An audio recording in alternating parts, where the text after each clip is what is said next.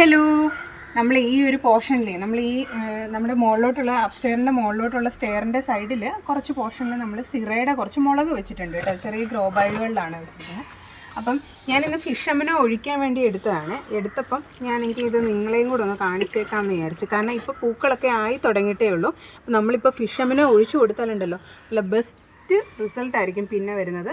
ഇനിയിപ്പോൾ കറക്റ്റ് ഒരാഴ്ച കഴിയുമ്പോൾ ഞാൻ നിങ്ങളെ ഇതിൻ്റെ റിസൾട്ട് കാണിക്കാം കേട്ടോ.